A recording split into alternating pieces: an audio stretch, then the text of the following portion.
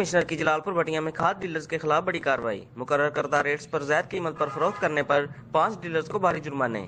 تفصیلات کے مطابق اسسٹنٹ کمشنر اعتزاز اسلم مارتھ نے جلالپور بٹیا میں کھاد ڈیلرز کے خلاف بڑی کارروائی کر دی۔ پنجاب حکومت کے مقرر کردہ ریٹ سے زائد قیمت پر کھاد بیچنے والوں اکرام traders, Gun Shakar traders, Irfan Saleem traders, Ehsan and co اور شاہد عمران اینڈ کمپنی کو بھی 50,000 روپے کا جرمانہ کیا۔ اس وقت ہم جلالپور بٹیا بازار میں ہیں اور ہم نے کھاد ڈیلروں کے خلاف کارروائی کی ہے اور 5 کھاد ڈیلر کو تقریباً 2.5 لاکھ روپے جرمانہ کیا۔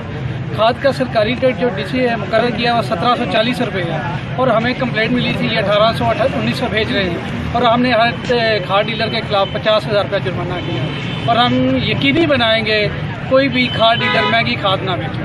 مجموعی طور پر 5 گرام فروشوں کو 2,50,000 روپے جرمانے کیے گئے۔ اعتزاز اسلم مارتھ کا کہنا تھا کہ عوام گرام فروشوں کی نشاندہی کرے، ان کے خلاف ہر صورت ایکشن لیا جائے گا۔ ہم لاتے ہیں ٹاپ نیوز، آپ کے فیوریٹ ٹاک شوز اور انلمیٹڈ انٹرٹینمنٹ صرف یوٹیوب پر۔